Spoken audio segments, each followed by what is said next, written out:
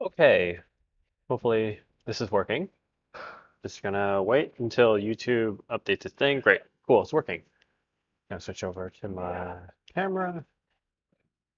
Hi there, hope you're doing well. It is May 6th, 12 p.m. It's a lot later than I typically do these things. I usually do them in the morning around 8 or 9 because I've been doing them a little later. Hope you're doing okay. So today we are going to dive deep into CSS. Specifically the object model. If you don't know what I'm talking about, then oh boy, this is going to be a very fun lesson today.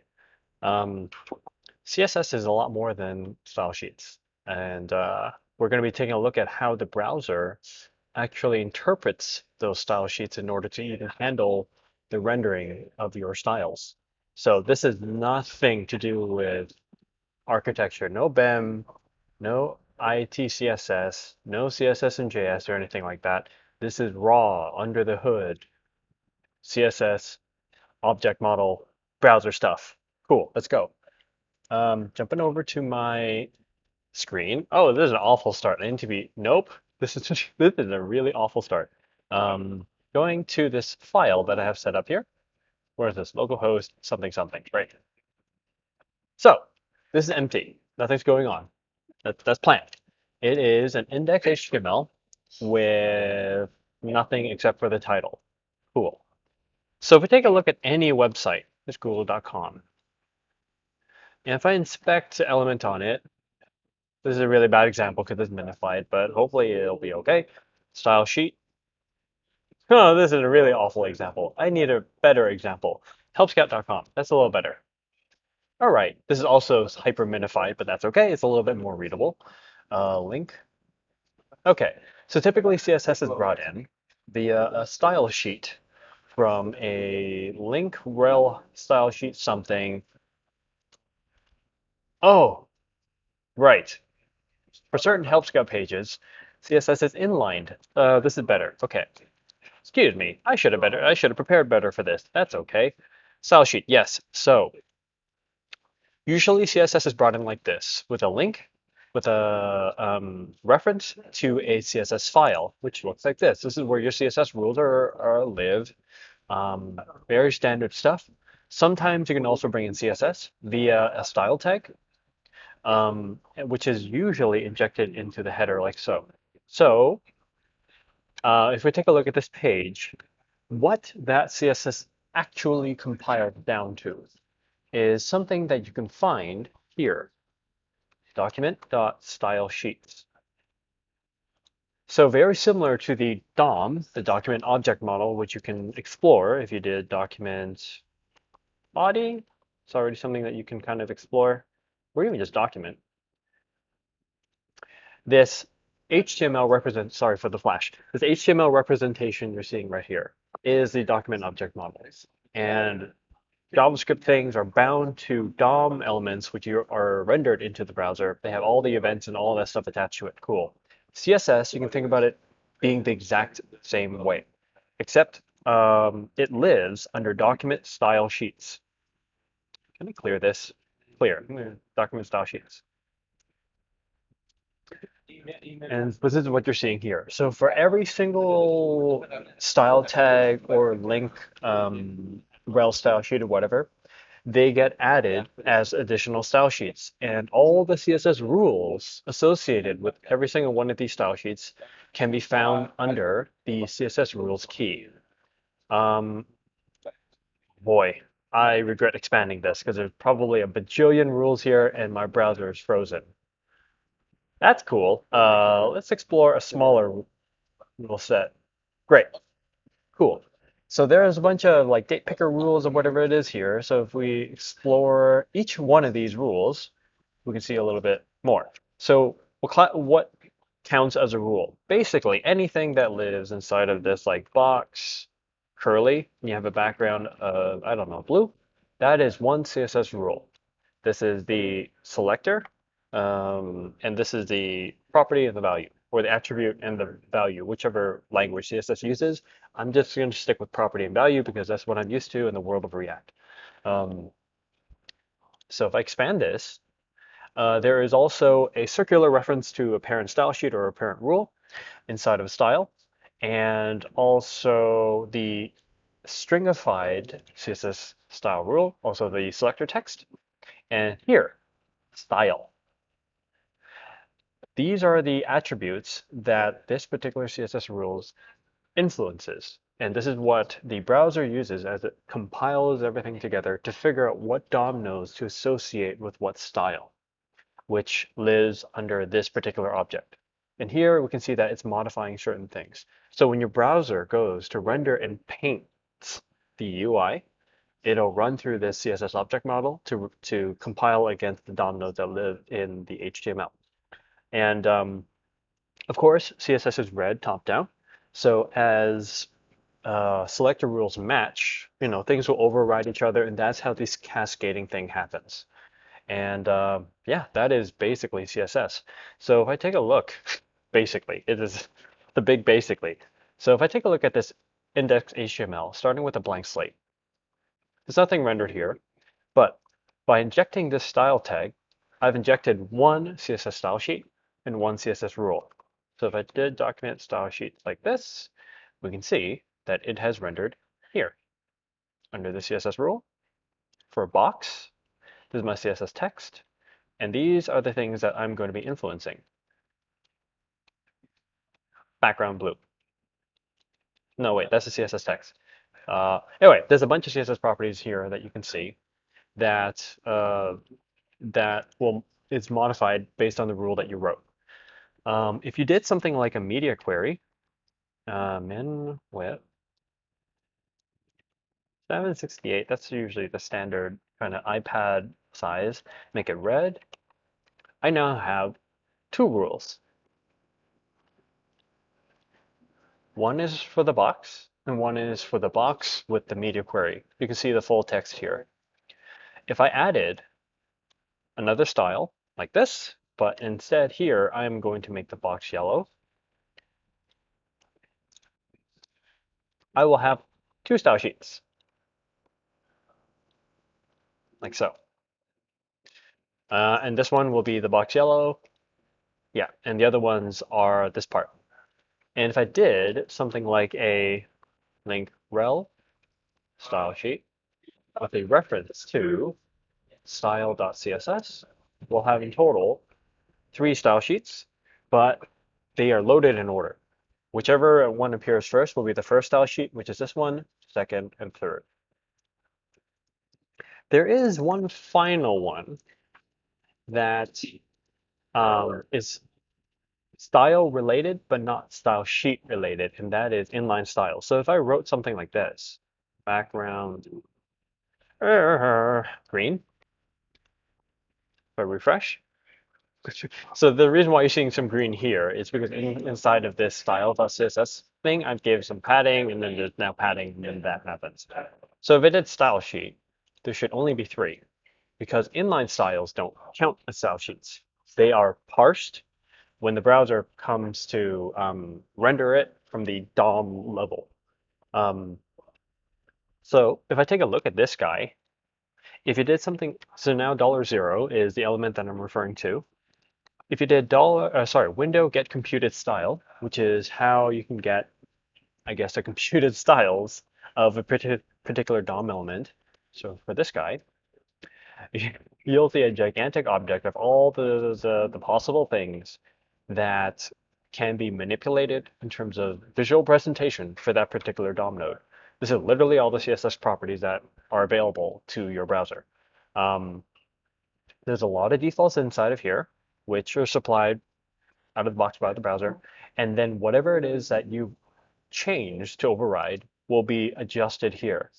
So when your browser goes to compute the styles, it'll run through its all the style sheets to match all the rules that match against your particular DOM node here, and load them and try to load them into this CSS style declaration object here.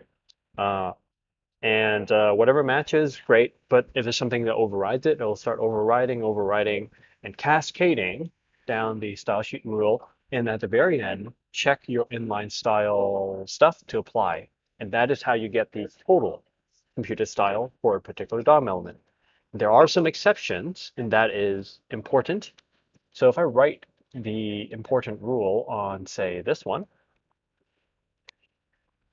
refresh, important is applied because that is a, well, something that's native to the CSS language. But if I take a look at the document style sheet like this,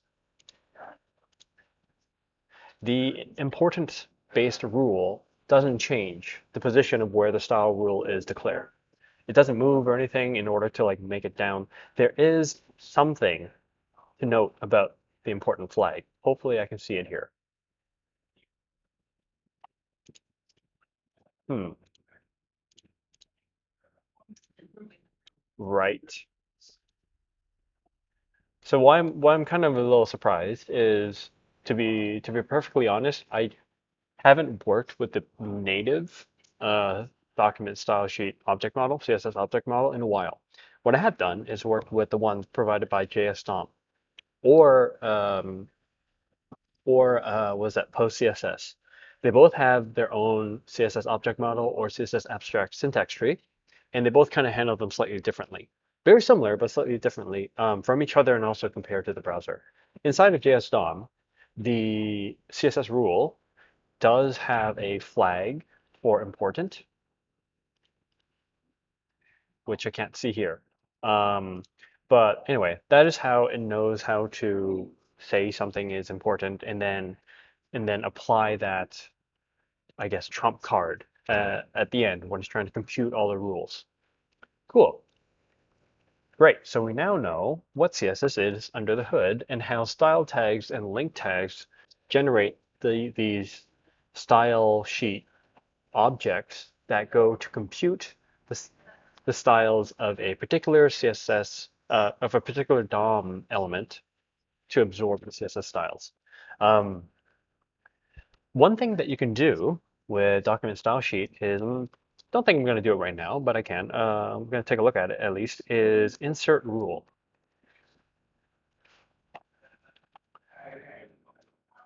So what insert rule does is you can actually, well, whoop, wrong one. You can actually insert a rule directly into the document style sheet object without having to use style or anything like that. So document style sheet, I'm going to try this. I don't know if it'll work, but document style sheet, I will target the second one. Why not? Insert, add rule and insert rule. So this one's a little bit tricky because one of them is for older browsers and one of them is for newer ones. I can't remember which one is which, but anyway, I keep clicking that tab. I'm gonna close the tab. Um, we insert the rule, and basically you would write the rule that you would like to insert, and then the index position of where you'd want the rule to apply. Um, so right now we have 0 and 1. Let's try inserting it at index number 2. And the rule will be box um, height 200 px at index 2. Right. Okay. I think I know the difference now. One is add rule, and the other one, okay, okay, okay. So I think add rule is the one that allows you to add additional rules, and insert rule is the one that you use to replace. What? What? How embarrassing. I am just going to override something then. Again, I haven't worked with this directly in a long time, which I should have done this before the screencast, but that's fine. Yeah, there you go. Insert rule. Uh, you can change what the rule means at um, that particular object within this particular CSS style sheet instance right here. So now that this rule, which one did I insert it to? Style sheet 2. Ah, okay. Insert rule, box. Yeah, so now this one's completely different because I overwrote something. Um,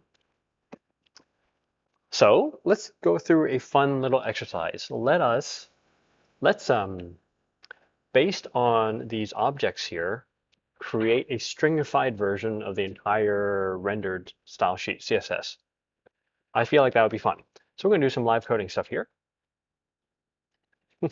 We'll see how it goes. Okay, refresh. Cool, everything's back to normal.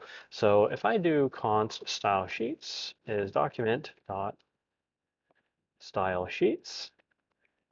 So I'm just storing that, and document style sheets. What is it? Document dot style sheets is a object, and we want to iterate through all these objects. So one thing you can do that's really easy is to do something like this. Document keys. So now I have all the keys, which are 1, 2, and 3. Cool. Rather, I need this, values. Console log style sheet. So, what? What the heck? Oh, there you go. Now I have an array of all my style sheets. Great. And I need to iterate through all these rules. So for each one of these style sheets, I need to iterate through all the rules, which happen to also be objects. So we need to object value them as well. So let's do that. So I'm going to do some mapping on compiled style sheets. Why not? So style sheets, I'm going to map through all of them. Style sheet. And then console log style sheet. So I'm doing all this stuff just with simple no webpack index.html. Um, right, so I need CSS rules. We'll pluck that up. Style sheet. Const rules equals object. Because this one is an object, I need the values of it. Values.rules. Sorry, CSS rules. I'm going to do that. Console log rules. Great, so now I see all the rules from my particular style. And each one of these are objects, but we only need one thing from these. We only need the CSS text. Cool. So I'm going to, with my rules, I'm going to reduce, we call it CSS rule, all of them, starting with a string. I'm going to return a stringified version of the existing one plus the rule dot CSS text console log rules. Great. So this is my CSS for all the rules that I have. So at the very end, since we've mapped through them, we're going to return the rules. And at the very end, let's just join them all with a new line, sure. And now if I console log compile CSS, great, there we go. Within, I don't know how many lines, math amount of lines, 15 or something like that, we have basically created a CSS parser that is able to recognize the CSS object model, run through all the rules, and compile a stringified singular CSS style sheet that you're able to do things with. So why is this useful? This is understanding the CSS object model and manipulating things. Whoops, I thought I turned off Do Not Disturb. Nope, I didn't. Cool. So understanding the CSS object model and being able to do things with it, whether injecting rules, compiling things, transforming things, is essential if you want to do anything that is like styled components or emotion or any kind of modern CSS to JavaScript kind of library. Because under the hood, when they compile all these rules, they run it through well, at least for styled components and emotion, they run it under something called stylus. Stylus is a CSS compiler that is able to interpret rules and create basically the CSS rules object for every single thing that goes through. And how styled components and emotion, at least for the previous versions, I don't know about the latest and greatest, but I'm going to say for emotion 9, how they handled it was for every single one of these rules, they would basically do the equivalent of a style sheets add rule slash insert rule for that index. And they would keep these rules in memory. So anytime your component updates or whatever it is, it'll basically do what React does underneath the hood with the kind of DOM diffing stuff. But instead of DOM diffing, it's doing CSS object model diffing. And if there is a diff, they will then insert rule or do whatever to manipulate that rule at that specific index. And that is how styled components, sorry, that is how emotion and the libraries like that work underneath the hood.